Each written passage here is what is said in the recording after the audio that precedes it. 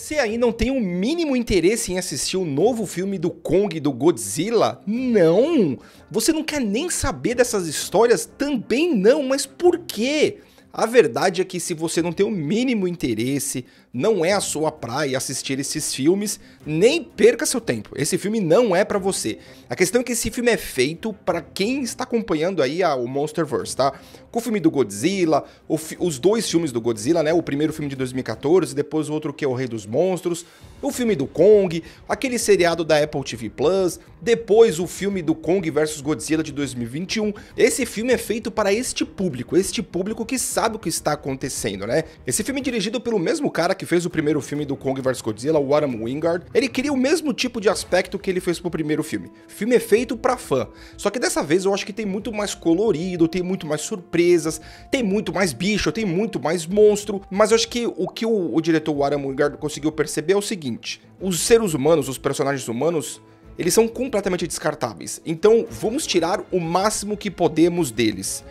Não precisa ter eles, não precisa ter diálogos longos, não precisa de ter nada disso. Coloca simplesmente lá a Rebecca Hall, com a Katie Holly, que é a menina que é a Dia, que é a filha dela, que é muda, e vamos focar ali nesses personagens, que é o que importa pra gente ver esses monstros se unindo e saindo na mão. E ele coloca os personagens que são os alivios cômicos, ou pelo menos para dar um pouco mais de divertimento, que é o Brian Tyree Henry e o Dan Stevens, né? Então qualquer coisa que venha acontecer de ser engraçadinha ou ser uma coisa bem mais exagerada, fantasiosa, vem desses dois personagens para ser um pouquinho mais engraçadinho. Tem sim um pouco de sentimento maternal ali da Rebecca Hall com a menina, porque até então eu acho que são realmente os únicos dois personagens até agora que sobraram da franquia que possa ter um certo interesse. Ele dá bastante ênfase para a personagem da Katie Holly, que é a Dia, o que ela estava sendo até então o meio de comunicação entre os especialistas lá, os cientistas e o Kong.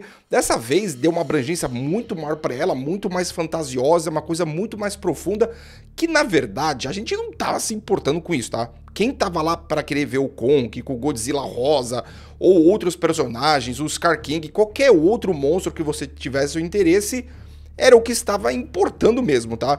Eu acho que essa comunicação que ele faz com aquele horror, com a Dia, com os outros animais, é aceitável porque nessa altura do momento do filme, nenhuma situação estava sendo questionável em questões científicas, em questões, entre outras várias coisas que você pudesse imaginar. Eu gosto dessa maneira que eles abordam lá o Vortex com os diamantes, deixou a Terra Oca uma coisa bem mais profunda, deixou uma coisa muito mais misteriosa, uma coisa muito mais colorida, mais bonita. Quando você vai querer comparar os filmes de Godzilla, por exemplo, o filme japonês do Minus One, que pelo menos todo mundo elogiou, que é muito bom e é um dos melhores que tem, eu concordo, porque esse filme leva-se a sério mais a situação, a cultura de um povo, o sentimento de um povo, o quanto Godzilla pode ser aterrorizante e tal. Esse filme é completamente contrário. Esse filme ele gosta de ser papelão e ele vai ser papelão o máximo possível.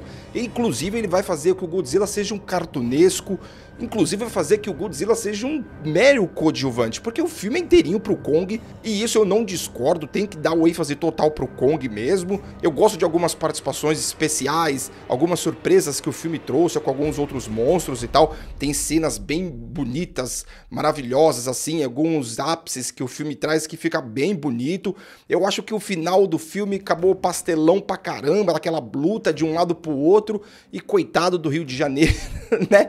O que o primeiro filme foi Hong Kong, agora foi Rio de Janeiro, mas eu acho que o filme tá dentro do que eu esperava, tá? Eu me diverti bastante, eu ri em vários momentos, porque não é que eu ri que estava sendo engraçado, eu ri porque eu estava muito satisfeito com o que eu estava vendo, tá? O vilão do filme, o Scar King, eu acho que é muito bem apresentado, apesar de ser uma coisa bem mais brega, mas não importa, o importante era a gente se divertir, né? A única coisa que eu acho que esse filme não sabe fazer mesmo, eu não sei se ele tentou ou se não é o interesse dele, é tentar atrair um público, mesmo que seja o mais fã de todos, para uma sequência, para uma franquia.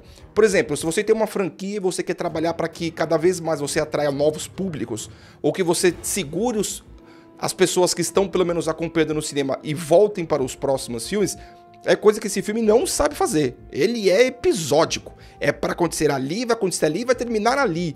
Então eu acho que como vai ter mais filmes para frente, esse filme talvez não saiba buscar um público para filmes futuros. Ele não sabe fazer isso, não deixa nenhuma brecha para filmes futuros, o filme não tem cenas pós-créditos, então o que acontece ali se resolve ali e assim a vida segue. Mas a gente vai saber o que vai acontecer em próximos filmes quando forem lançados novos trailers de outros filmes, né? Mas eu dou pra esse filme aí o Kong Godzilla, não é Kong versus Godzilla, tá? Porque eles não gostam do outro, eles sabem disso, mas o Kong é um cara muito mais ciente.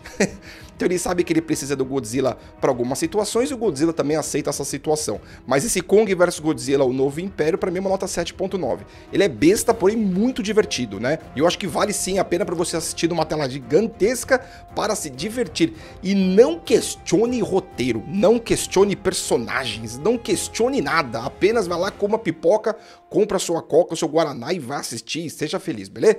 Abraço, tamo junto e é nóis.